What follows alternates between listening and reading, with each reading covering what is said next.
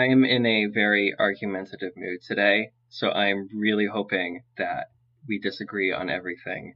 And I have a good feeling about this because I think there's a lot to talk about and there's a lot of opportunities for debate. So I'm really, really, really hoping that we have something that we disagree on.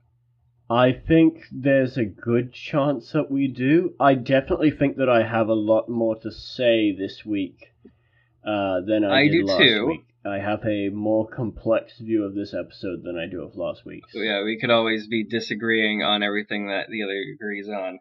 So I think I want you to go first, your quick synopsis. Or not synopsis, but like your quick 10-second review. My quick 10-second review is that there were a lot of good ideas, but it ended up feeling a bit flat. Okay, that's more or less mine, but Damn it! I think I think I am still a bit more positive than you, which is what I was thinking when I going into this. Okay, yeah. Because I think the funny thing is, last week for me was I was just like, oh, thank goodness it's not what I was thinking Chibnall's Doctor Who would be like. Yeah. And this week, there was a part of me that was just like, this is more or less what I was afraid it A would little bit be more like. power of 3 this week than I would have wanted. Yes. But my positive take is that the weaknesses of this episode were very Chibnall specific, and the overall direction of the season I still love, but the weaknesses. Yes. Yeah, are you gonna just agree with me because this is gonna make me sad? um. Well, so a bit, but for me, the big thing was the things that I really loved about it were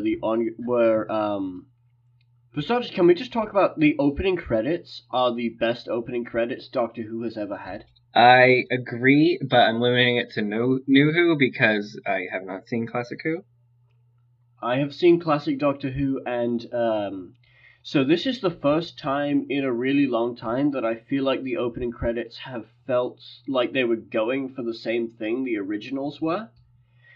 They're very First Doctor and Third Doctor influenced in the sort of weird distorted shapes. But the whole thing with the original intro was it was supposed to be really sort of eerie and off-putting. It is eerie And this time around.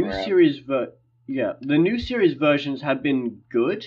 I've liked them all, but they sort of from the start they went for a sort of more action adventure epic version of the like Tom Baker opening, which was kind of eerie but a bit more actiony than the Hartnell ones, and they sort of dialed the action adventure part of it up to 11, and it works really well for that tone. But I was kind of really hoping for something that would take the opening credits back to that weird eerie kind of atmosphere. Yeah. Like you, and this was exactly what I was hoping for. Can I just say I don't miss Murray Gold at all right now? Is that too much of a hot take? I do miss Marigold, and I don't miss Marigold at the same time. Yeah. Like the music is so cool right now. It's not used all that much, but when it is used, I just love the theme this season. Yeah. So my thing is that I kind of like the approach that they've taken with the music, but so for me it's a sort of weird situation of I think this music is a better fit for Doctor Who, but like the sort of more subdued synthy type music, like atmospheric music rather than sort of epic orchestral music. But I think Murray Gold is really really good at making soundtracks.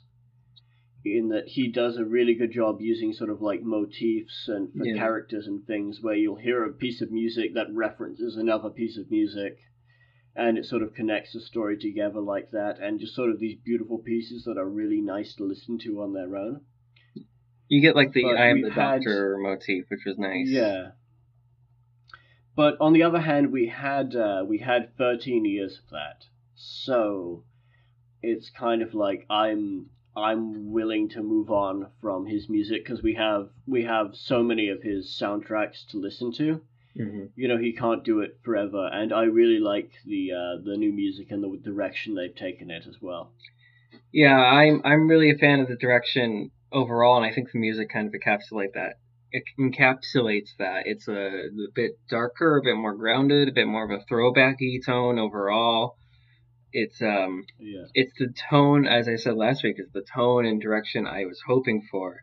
So for this episode, it's not perfect, and there are Chibnall, I don't know what the word is, Chibnallisms thrown all over the place. But looking at the bigger picture for this season, I'm still really excited. There are issues here that I think can just be blamed on Chibnall, and I don't think another writer is going to follow into the same trap. The only problem there is that out of the episodes that we know and the writers so far, there is a lot of Chibnall episodes. So, well, I don't follow the press at all.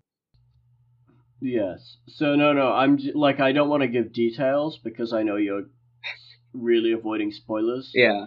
But but his name has been popping up a lot, in the same way Russell T Davies wrote a lot of series 1. I was surprised because I've been rewatching it with my youngest brother, and I'm surprised it's about half the episodes or something is Russell T Davies' name on there. Because he's trying to set the tone. Yeah, I did hear that not Davies. Well, Chibnall was writing episode 4, so 3 out of 4 is weird. And I heard, he's co-writing next week. So. Co-writing, okay. And then I think one other one that's been announced, and I think that already brings him up to almost half the season, or possibly actually half the season. So that's a little disconcerting. Even if he doesn't write anymore. For me, it's kind of a case of the thing is that there's nothing wrong with the direction. It's just that Chibnall as a writer is he's fine. Yeah, he has his limits. He's got it. Yeah, the big thing for me is all of the dialogue felt really it felt predictable, if that makes sense. Like the scene when the character whose name I've already forgotten. If it's the 2 new characters, I'm gonna call them Guy and Girl. Okay, female space racer person. I think he's on something. When she starts talking about her family, and then Yaz says, "You're making me miss my family," gives some background about her family, and then space racer woman says, "Don't ever take them for granted," and it just feels like the entire thing could have been written by a predictive algorithm. Yeah, I mean, I like all the characters except really Yaz so far, and in this episode, the dialogue was a little bit on the nose, is what I would have said. 13's no guns speech, very on the nose, kind of like what Tennant and Smith would say too.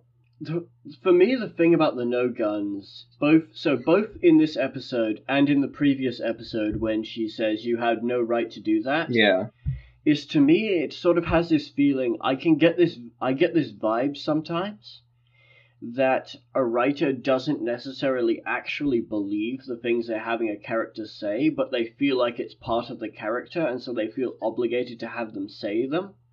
And you can tell because the things, they don't make coherent sense, as a moral stance when the person says it. Does that make sense? Yeah, I can see what you're getting at. I do feel like that it's very intentional that he's setting 13 up as a pacifist doctor. I mean, they're all kind of pacifist doctors. It's kind of a running theme, but more so that makes. But my issue is that she isn't a pacifist doctor. Because in the first episode, she puts a bunch of bombs in a guy, and then objects when someone kicks him off a crane. And in this episode, she says, "Don't pick up a gun and shoot the robots." And then she uses an EMP to knock out all the robots. Yeah. It doesn't, you know what I mean? There's no actual moral stance that she's taking. It's just sort of like a Chibnall going, "Oh, I guess I'd better write in a scene where the doctor says she's non-violent and she's a pacifist and doesn't like guns." No, I get that. It didn't feel earned. Yeah. It's like I think it's fine if you have her be a little bit too pacifist or hypocritical in how she's talking about violence, but it doesn't necessarily feel earned right now.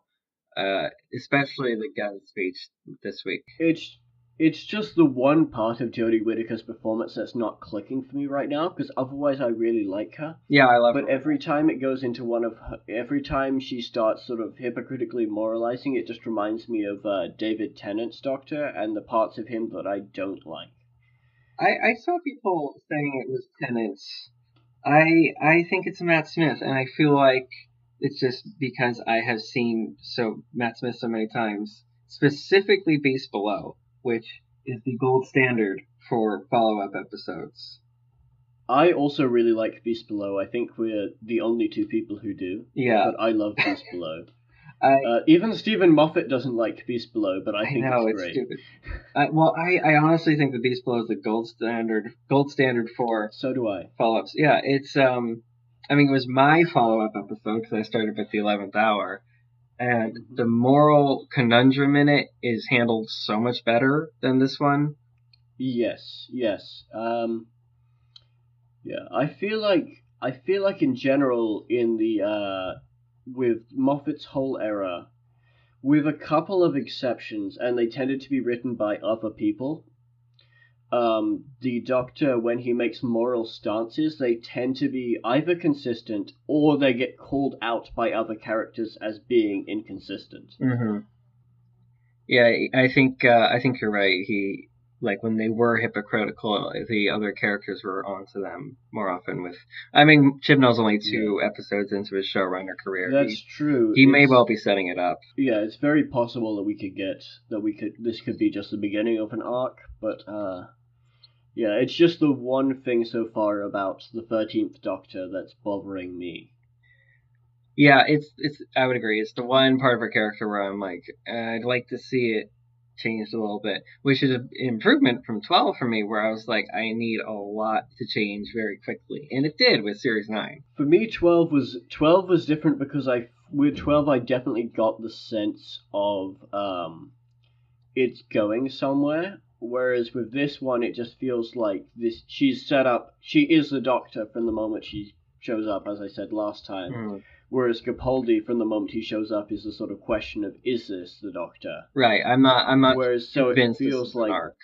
Yeah, that's what I'm saying. That I'm not convinced that there's an arc to the question of like that there's an arc involving the Doctor's morality. There very well could be, but I haven't seen anything so far that makes me think it's anything other than this is Chibnall establishing what the Doctor is like. I do like that he did continue the builder aspect to her character, just briefly in the first 5 minutes, but he did keep it in there. Yeah. I thought there was a little bit too much Sonic, but yeah, I loved that. Just a little bit of almost even a throwaway moments in a way. Just continuing that she's good with her hands, she can build things, she's good with tech. I continue to really like that part of this character. Yeah, that's one of the big things that I've missed from the new series in general, is that they tend to skip those scenes in favor of the Doctor. You just pulling out the sonic screwdriver and having it do everything. Yeah. Like, rather than rewiring a terminal, he'll just point the sonic screwdriver at a terminal and fix it. Whereas it's much more fun, I think, to watch and it gives you a better sense of the Doctor being a genius rather than the Doctor just has a really nice tool. Yeah, she knows her stuff. Exactly. Yeah. I will also put a thumbs down today towards the direction of last week's episode. Not the direction, the directing. Oh yeah. There was something about the directing in this episode that wasn't quite working for me. I think I can put my finger on it for you. I might be off. So early on in the spaceship, there were lots of kind of Dutch angles and close-up shots, and it felt really claustrophobic, and I liked it.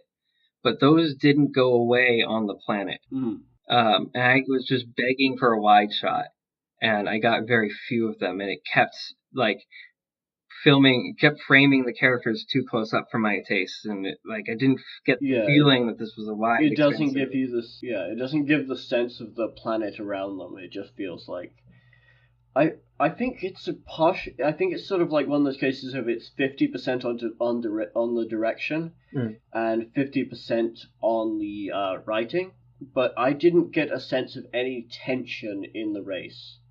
Like it felt like things just happened and then were resolved very quickly. There was not really there was not really any moment where I genuinely felt like the characters were in peril, and I don't know why that is exactly. I can't put my finger on it.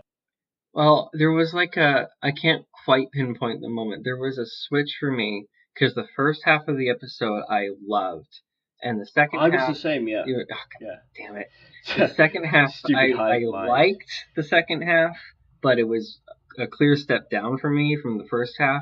Yes. When he was introducing the race, I loved it. I was feeling the tension, I felt the stakes, and yeah, pretty quickly after that, it went away.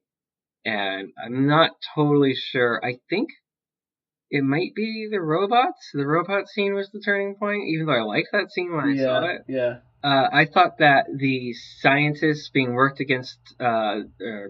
to work against their will to build death machines was really cool and very underused. Yes. Yes, my big thing was I felt like the episode was throwing out a lot of good ideas, but none of them really stuck. Yeah. It felt like they were all about one draft away from working. Yeah, I'd agree, sadly.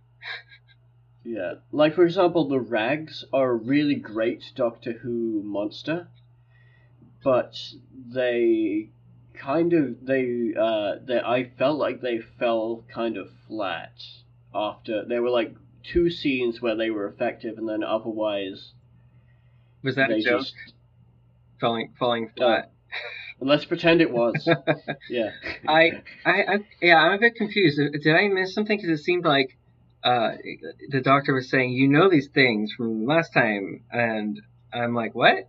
And she was like, she seemed to be talking about them as if we'd already seen them before. Am I? No, not the Rags. She wasn't talking about the When they're rats. reading the description, the inscription, it says that the Stenza Yeah, forced from Tim them Shaw. to work. The Stenza being Tim Shaw and his people.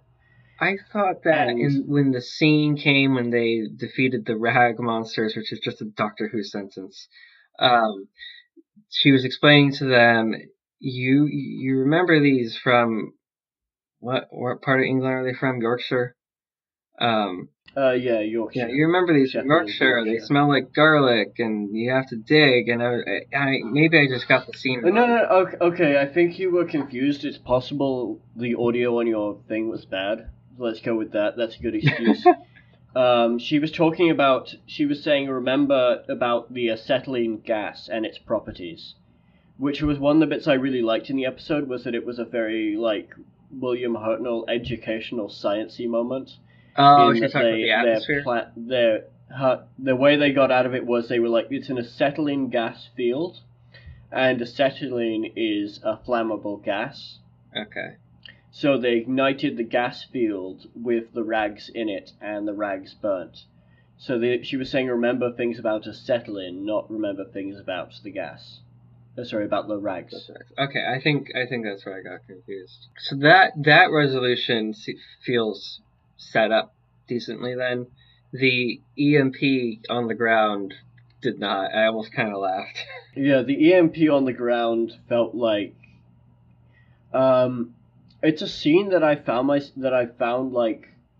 written sometimes, and then I always go back and fix it because Yeah. it's just when you write a scene, the characters are completely surrounded, there's no way out, and then all of a sudden someone's just like, oh yeah, I'm just gonna flip an EMP and and turn off all the robots, or it's just some kind of scene where it's just a sudden sort of flick of a switch and the problem's solved. Yeah, she didn't even do anything clever. It just seemed like it was lying on the ground, and then she flipped the button, and then boom, robots died. Like, am I missing something there too? It seemed really underwritten. Yeah, it felt like maybe it was going for the same thing the acetylene gas was going for, where it was sort of like an educational, sciencey robots are electronic. An electronic magnetic pulse will wipe out the robots. But it didn't come across there. It felt like a flip of a switch, whereas the acetylene gas scene does work. Yeah, that one does work now that I actually know what was happening. Robot scene, not as much. But what did you think of? I saw a lot of debate on this online of Ryan grabbing the gun and running out to shoot the robots because Call of Duty. I felt like that scene mostly worked. It was kind of funny. I felt like the big problem with the robot scene was it fell into the common problem of it watching it. It felt like the robot should have killed them already. Mm-hmm. Does that make sense? They had like you're watching it. Yeah, but it's worse than Stormtroopering because I'm watching Star Wars and I don't consciously feel like the Stormtrooper should have shot them already because of they're well directed films. Yeah, it's the firing in Star Wars. The stormtroopers, the direction's better, and it makes you believe that they're missing a bit better. Yeah, it makes you believe that they're missing, whereas it felt like with both the writing and the directing, that the writing didn't really give enough of this is how they escaped being shot at, but also the direction didn't do enough to cover that the writing didn't really have a good this is why they escaped being shot at. Especially because Ryan does shoot a few robots. I thought it was hilarious when he couldn't figure out how to fly. Yeah. I thought that was really funny. It was a really funny scene. Yeah. And I feel like it would have worked much better if the rest of the scene around it had been stronger. But I felt like it was the strongest part of the robot scene was the joke of him just being like, I'm gonna go shoot the robots like Call of Duty, and he shoots them, and then they all just get back up. How do I reload? How do I reload? Yeah, I felt like that was probably the funniest part of the episode. If it had worked, like it just needed like a slight improvement, and it would have worked really well. Yeah, sadly, that's kind of where I'm at with it. I was hoping you'd be like, "Oh, how could he think that he could do that from Call of Duty?" Or yeah. I was seeing a lot of takes and a lot of kind of hot takes about that scene, and I was hoping that Yes, but here's a hot take. Most internet hot takes are stupid. That's a very cold take. That's canned in January take. Yeah.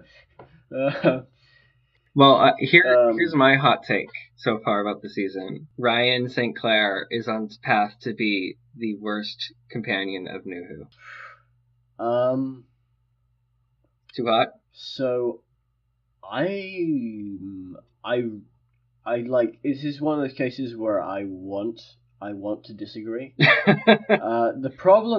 The thing for me is that I'm not sure to what extent it's the writing and to what extent it's the actor, with some of his lines come across really wooden. Yeah. But I felt like almost every character falls into this trap of, like I said, Chibnall's dialogue just feels really wooden and non-character specific. Like a lot of it feels very exposition-y. I agree. What's giving me pause about Ryan is that I really like Graham, even though his dialogue was not much better, and Yaz has even less dialogue, and I like her more. So I think the thing is that Yaz and Graham, Bradley Walsh and Mandip Gill, I think is her name. I might have the last name wrong. I don't know the names of anybody. I think that they're both investing their characters with a lot. They're investing the lines with a lot more character than the lines would necessarily have if just read straight, and I think that's really helping. I've noticed that happens a lot where if you have an actor, there are certain kinds of actors who can take a line that doesn't have that much in it and they can put their character into it. And they can make the line feel individual and feel like it's specific to that character. And I don't remember the name of the actor who plays Ryan. He's the one I can't remember. But he feels like the kind of actor when he doesn't have strong material to work with, he doesn't bring anything to the material, if that makes sense. Yeah, I agree. So far, I mean, it could be that the directors haven't worked with him very well, or just that Chibnall's Yeah. dialogue isn't good with him. So I'm not counting him out just yet, but I agree. I feel like so far the actors playing Graham and Yaz are definitely better, and then Jodie Whittaker is in a class of her own right now. Yeah, Jodie Whittaker is just like every. First of all, I think her dialogue is the best written, I agree. and I think it's because Chibnall's aware that he can't just write he doesn't just write generic character dialogue for the Doctor. She doesn't get just the sort of pointing the obvious out lines. She get all of her lines have lots of personality. Like I really loved the line about the sunglasses, and she said I borrowed them either from Aubrey Hepburn or Pythagoras. Mm-hmm. Even though that doesn't make sense because her clothes all burnt up, but I'm willing to ignore that for the sake of a good line. Yeah, I mean, doctors pull stuff out of nowhere all the time. I Yeah, was exactly. by it. Yeah. I like that line too. I really liked Graham's response to the line, which I can't think of right now. He said he said something along the lines of Pythagoras didn't wear sunglasses, and then she says, and then her response is, "You should have seen him when he had a hangover," or something Yeah, like I think that. that was the I line. can't remember the precise lines, but they were good. They were some of the best dialogue in the episode, I think. It was a good little banter. Like that's a big thing for me, that his dialogue just doesn't have the same spark that, well, especially Stephen Moffat. But nobody's dialogue has the same spark Stephen Moffat has. He's in a class of his own there. But I don't think it has the same spark that Russell T Davies' dialogue has either. Hmm. I was bored with a lot of not main characters, a lot of side characters and a lot of companions during Russell T Davies' era. I don't really care for Martha very much at all. Um, I haven't seen a Russell T Davies season recently enough to compare it to this one very well. I've been watching. Like I said, I've been rewatching series one, so I really like series one. Viewing it again, actually, Series one is very I don't underrated. know, maybe yeah. Like maybe it's the distance of time now, but I feel like I even pretty much liked the Slovene two-parter. Okay, Like, I and think you I just yeah. lost it. Yes, I know. But I'm just like I was just watching it, I was just like, this isn't bad. Like this is enjoyable.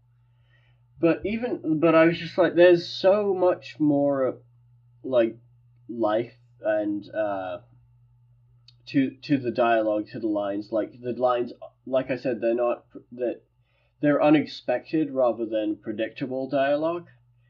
So both Russell T Davies and Stephen Moffat had that kind of gift for writing dialogue that was funny and interesting, Mm-hmm. whereas Chibnall doesn't have it so much so far. There are a couple of lines that are really good, but I feel like a lot of it comes down to characters either stating just sort of like hallmark cliche things, or giving literal exposition. Yeah, he's not the most nuanced writer. Yeah. The one scene that I specifically wanted to call out there was when they were watching the security screens, and Yaz says it's a security screen, or like it's security footage or something like that, while looking at the screens that are obviously security footage, and then says they've found it while looking, like they found the entrance while looking at a picture of the robot standing over the entrance.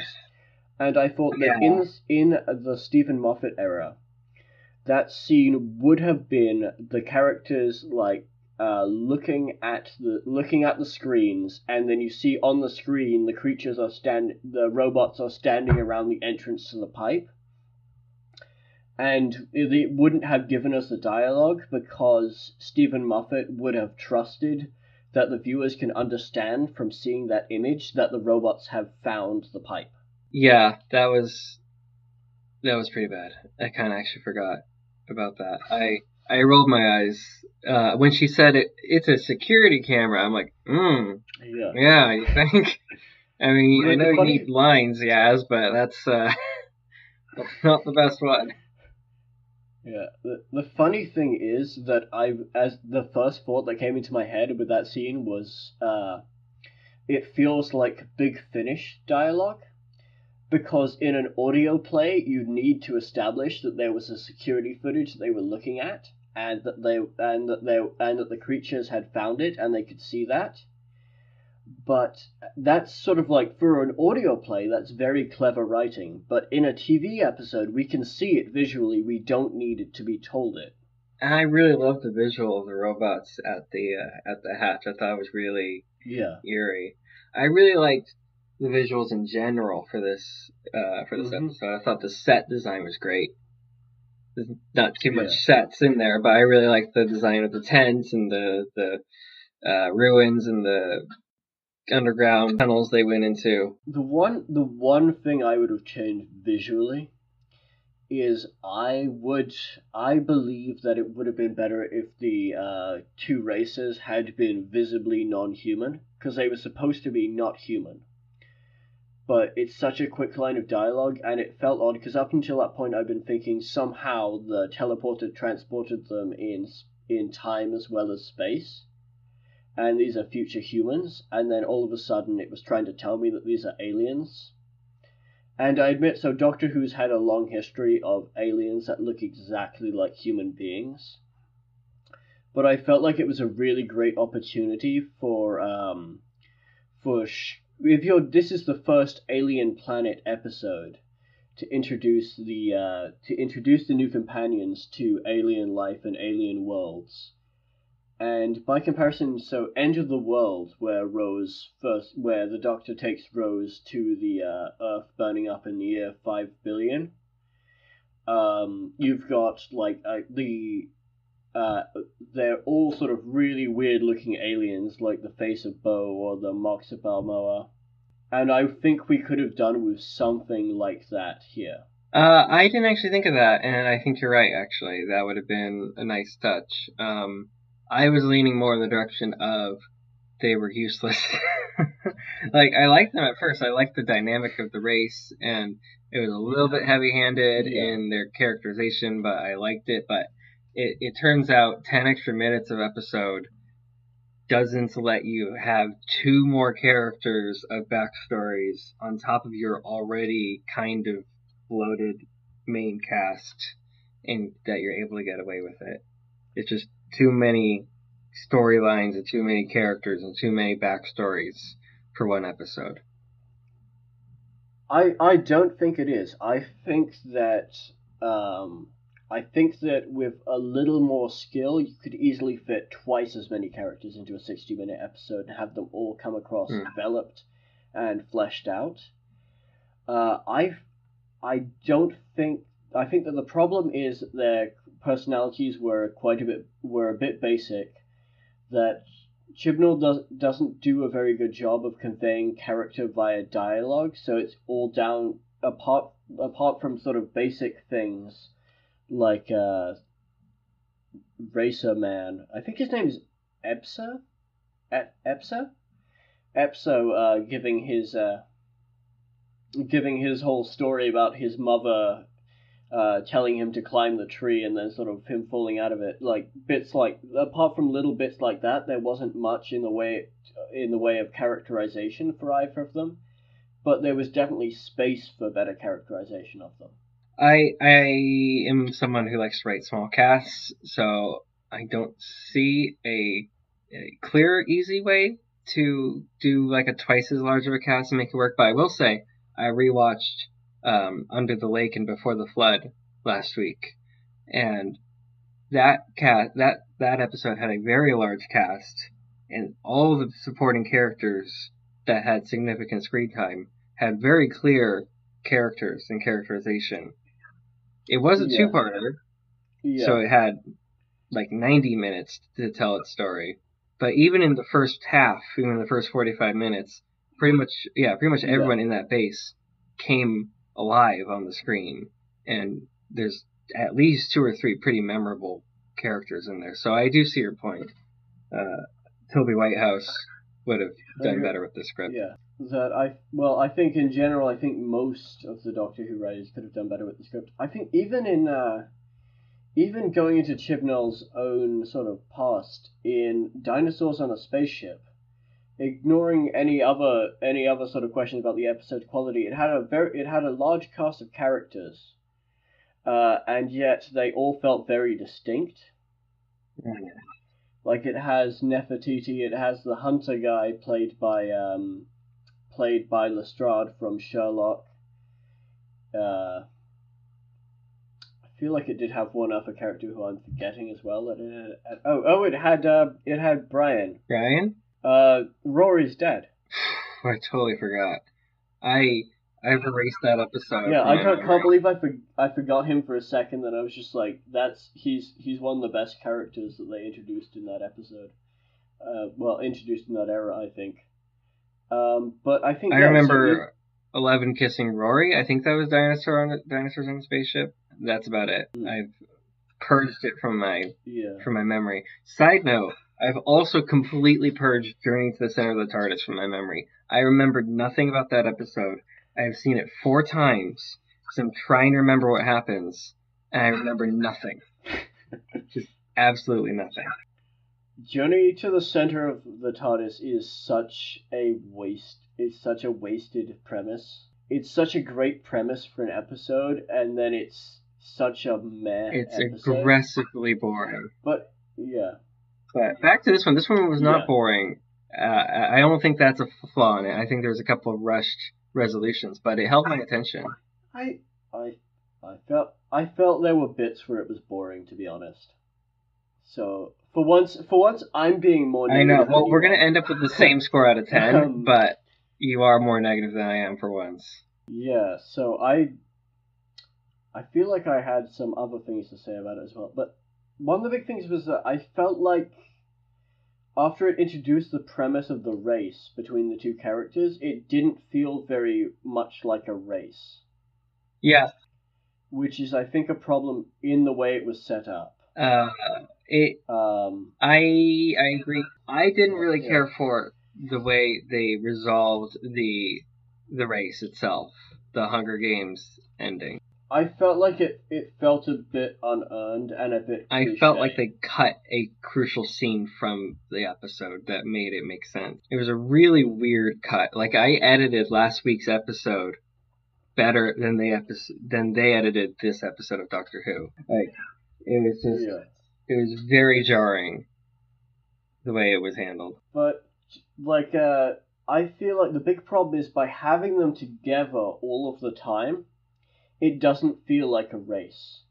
And I also don't understand why they split up the characters at the very beginning of the episode, only to have them come back together about 5 minutes. Yeah, I think it goes back to what you're saying. It was one draft away from being a lot better.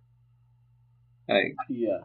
I think it's honestly one of those cases where it's really confusing me because the obvious solution is there, which is to have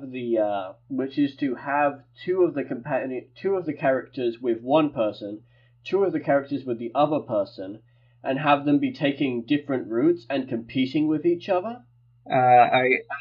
This sounds dangerously like The Great Divide from Avatar: The Last Airbender. I don't think it's like The Great Divide because it's not a case of it's not like a cliched like 2 people who hate each other and then they have to come back together at the end.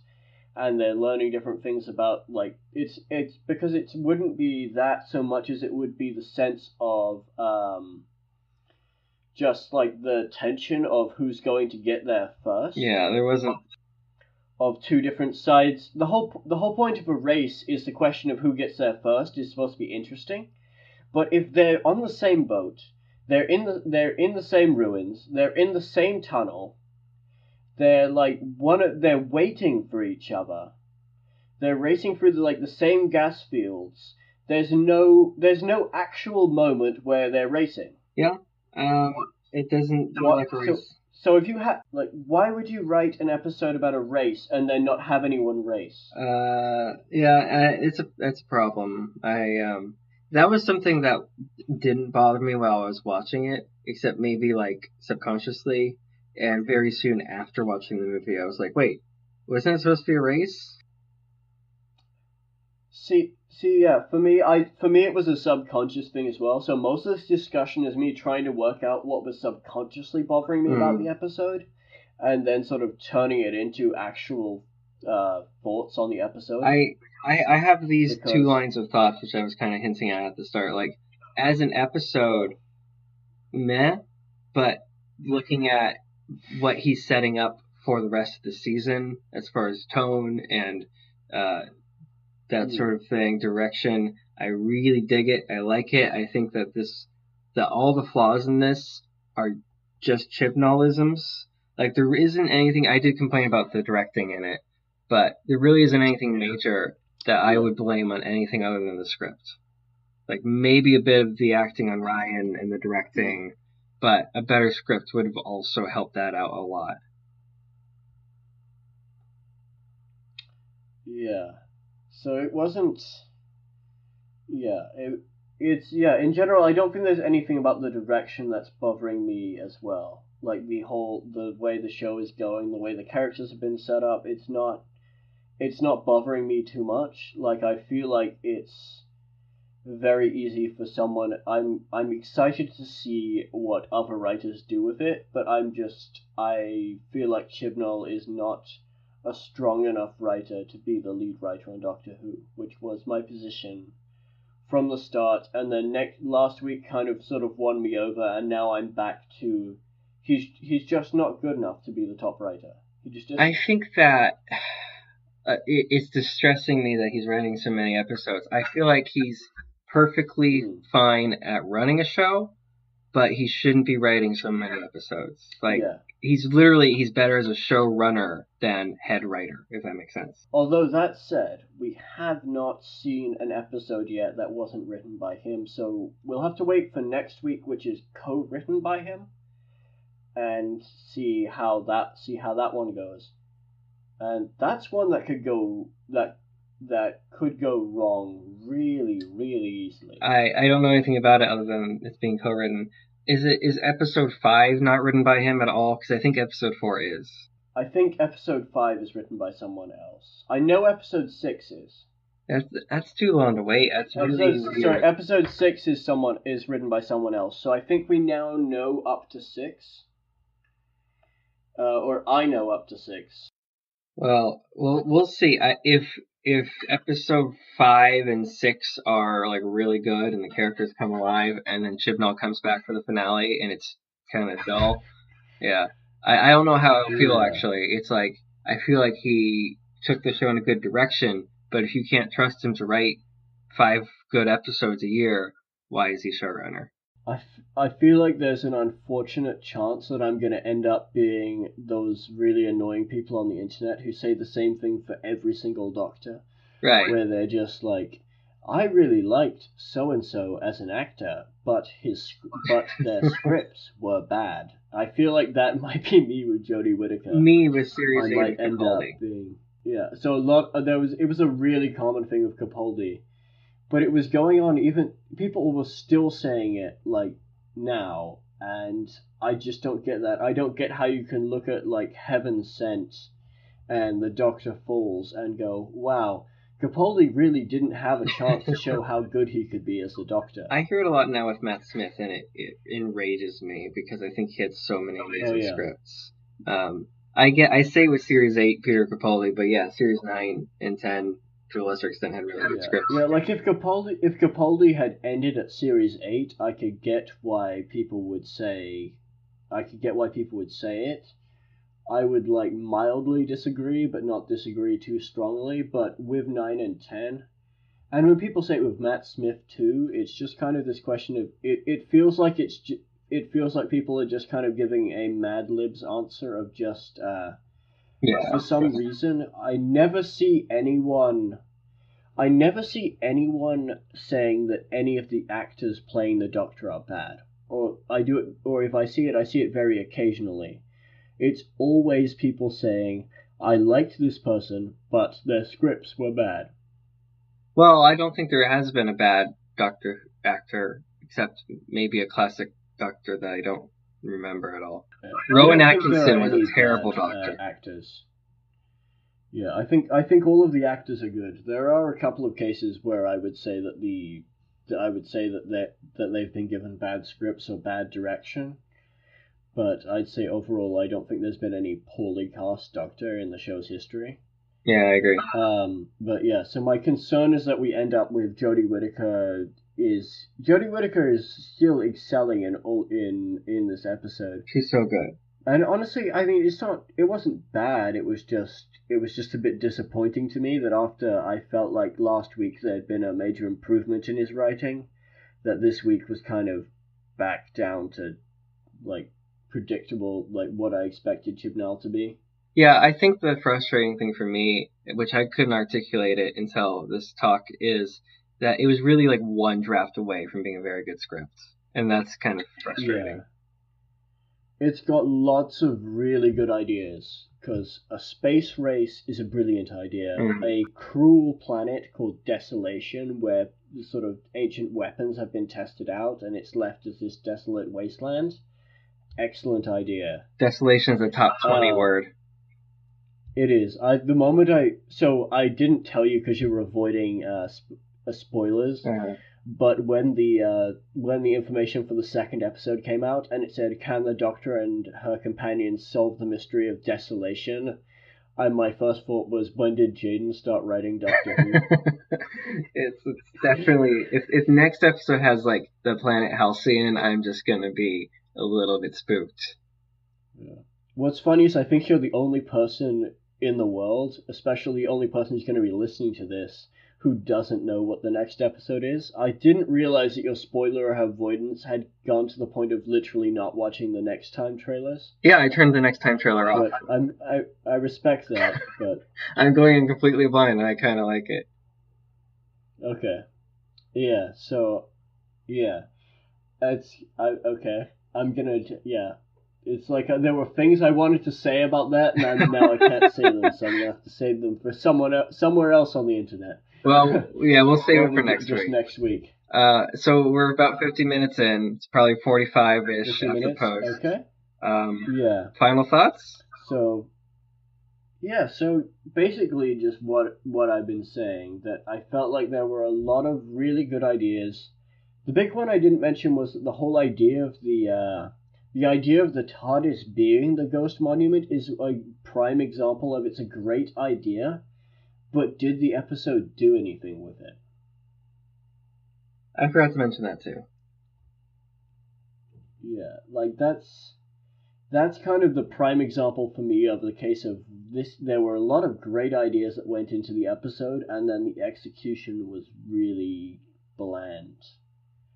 Like, it just felt like Chibnall had the great idea of what if the TARDIS is like this ancient monument that's been phasing in and out of reality for thousands of years, and it's sort of been this holy point for this now extinct civilization. But it feels like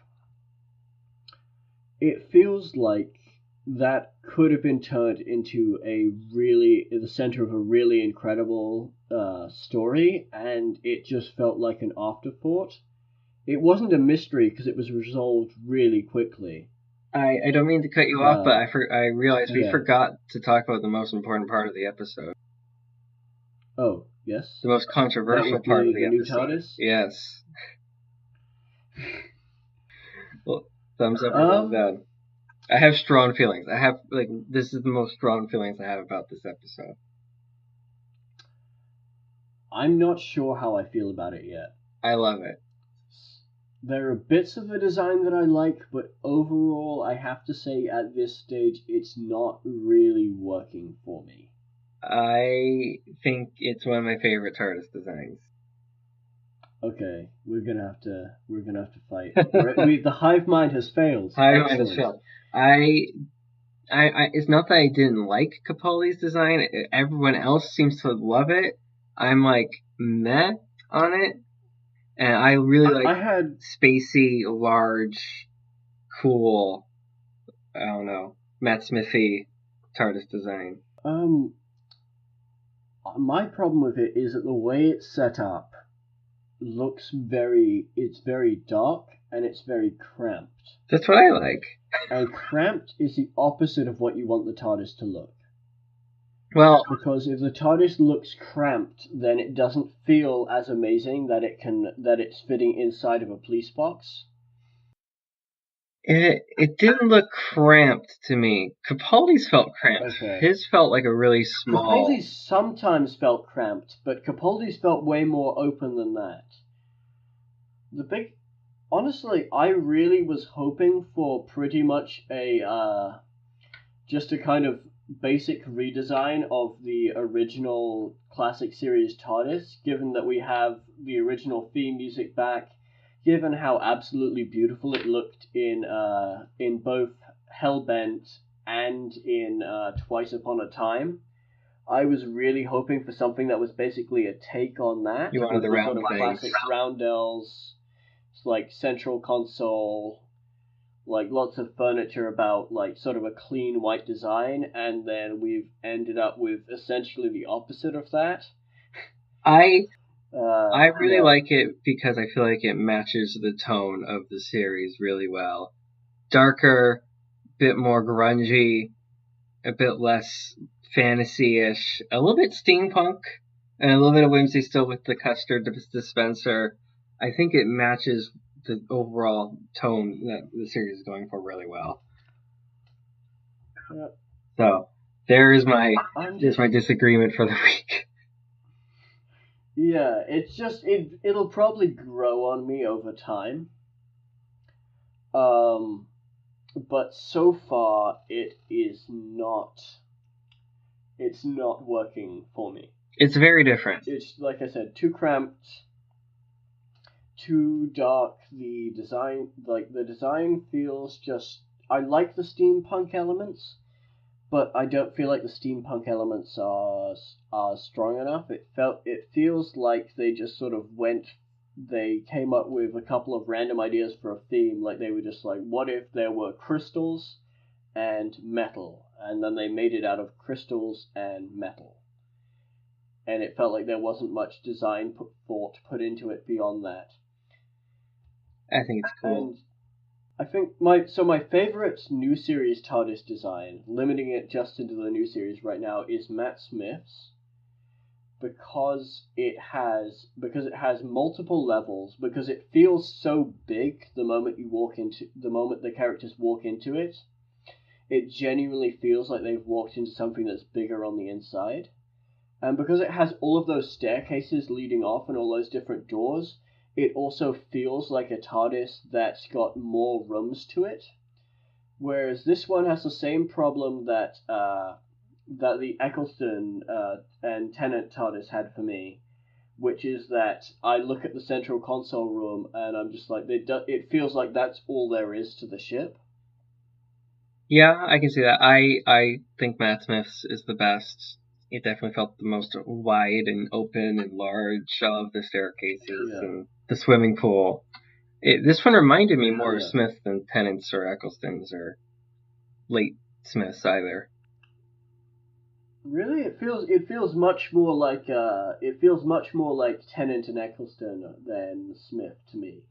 I felt like it was more wide open, but I mean it was just a few shots, so I don't know. Either of us could be totally wrong, really. We didn't see all that much of it. Yeah, we need to see I think we need a better look at it. I think, and I think that the big problem for me is that it doesn't feel like there's anything to the console room other than the console. Like, it doesn't feel like there's any place for the characters to just stand around and talk. It doesn't feel like a comfortable place to be. And I feel like that's going to be a major problem for future episodes when they try and write TARDIS scenes. Although I suppose the new series in general has less TARDIS scenes than the classic series. I feel like I have a hunch that this series especially is going to have less TARDIS. Yeah, I wouldn't be surprised if there was less TARDIS scenes. Although on the other hand, a lot of this episode felt very much like a William Hartnell episode, with the way they were exploring the planet and the number of companions and things like that. And that was the part of it that I liked. So going off of that, I wouldn't be surprised if there were a lot of TARDIS scenes, because there were a lot of TARDIS scenes in that era of Doctor Who. But at the same time, the set doesn't seem built for the characters to just stand around and talk in it. Well, I didn't mean to take us wildly off track talking about interior design, but it was the most important part of the episode. So what's your... It was, yeah, because it's going to be the bit that sticks around for... Yeah. I mean, honestly, it's going to be at least 2 years or 3 years in that form. Yeah, it's a very long-lasting change, the TARDIS interior design changes. Yeah. It's very important. So what's your not letter grade, what's your number grade then? Number grade? Just after watching it, I was going to say a 6, which is pretty low for me. Mm-hmm. But honestly, I feel like I might go. I'm not sure if I might want to go a grade lower than that. Oh. I might want to go to a 5 or a 5.5, which is really low. Yeah, it is really low for you. It is really low for me. So I think I'll stick at a. I feel like I'll stick at. I'll give it a 6, and I'll just say that the opening credits really boosted it for me. So I'm just gonna say the opening credits make up a full extra point. I'll be nice. Okay. Well, for the first time, maybe ever, I have a full number grade higher. I'm gonna go with a 7. I think that might be the first time you've ever been a whole number grade I think so. higher than I was. I really found myself looking at the tone, the direction, the big picture of the series to come, and I was really liking it. I totally agree about the shortcomings of this episode individually, so maybe looking back on it later on when everything in the series is all laid out, it will get lower marks from me. But even though it was a definitely weak at points, it didn't do much to derail my optimism for the series. And I think the one thing that might be a lingering issue is the companion characterization, and I'm really hoping that works out. But otherwise, I'm still on the hype train. I thought the tone was great. The set design was great. It was lots of cool ideas. Even if they didn't really work together, there's some nice action. Jodie's great. So I'm gonna go with the optimistic take, and I'm gonna give it a 7, full point higher. I never do that. Well, I really, really hope you're right, and I really do hope that the series as a whole ends up strong. And I think I don't have any reason so far to believe that I'm cautiously optimistic at this point. Whereas after last episode, I was sort of fully on board, and now I'm back to I have my issues with this. But yeah. But overall, I'm pretty excited. The only thing that's bothering me about long-term direction, actually, since we're talking about it, and it seems like a good point to talk about long-term direction because we've given our number grades already. Sure. Is the scene where they're reading the inscription and they talk about the stanza. Seems like Chibnall is setting up the stanza to be a major part of the series arc, because they've been in both episodes so far, or mentioned. They were in the first episode and then mentioned in the second, and it feels like he may be setting them up to be the new sort of to be his sort of Doctor Who monsters. And I really don't think that they're strong enough to do that, unless there's something major about them that we didn't get to see last week. I don't think they work as a series arc villain. Yeah, I'd be pretty whelmed if they were the series arc baddies. I saw a take online that said, they went to the spot where the TARDIS was, but the planet had fallen out of orbit, I think was the line. And so the implication is that the stanza could literally move this planet out of orbit, and perhaps they're hinting that they have these really powerful technologies that we couldn't see because they just had the one rogue dude in the first episode. And that gave me some hope, like, oh, maybe he is setting up, like, the race as a whole is super powerful. Well, Um, I'm but not sure my how much I issue with believe that that, is it's not that I but that is don't a think take. that they work because they're not powerful enough. I think that comes down to a lot of the times I have an issue with people's idea of reimagining or creating a Doctor Who monster or an antagonist for anything is to create something really powerful and go, well, that's going to be a threat. But my thing is that I don't know if they're very interesting thematically or, yeah. They wouldn't be the most, like, intriguing baddies. I kind of want a season Yeah. without a big baddie, just go full episodic. I know that's, like, impossible in 2018, but I was hoping for that because Chibnall had said that they were standalone episodes, for the most part. So I was hoping that there were. So I was thinking that would probably there's probably not going to be like a serious sort of like massive story arc on the level of Broadchurch or something like that, where it's every episode is important and it's all one big story. But it seems like it is setting up specific things with the Stenza and the Timeless Child, whatever that's about. sounds cool. Hopefully Yeah, that it sounds very delivers. cool. Hopefully it's not going to be a Moffat style, like 2 seasons from now. Oh, what was the Timeless Child? Quick, do an episode to explain it. Yeah, so overall, like I said, overall positivity, but there are a couple of things that are bothering me. Whereas, actually, the funny thing is, for series arc things, or things I'm assuming are series arc setup, I'm kind of 50-50 in that the Timeless Child sounds really interesting, and the Stenza, if that's supposed to hook me, it's not. I don't want to say I agree, but Stupid hive mind. We disagreed about the TARDIS, that's something. yeah, interior design is always sure to make us disagree. Yeah. There we go. We should scrap this podcast and do something for HGTV.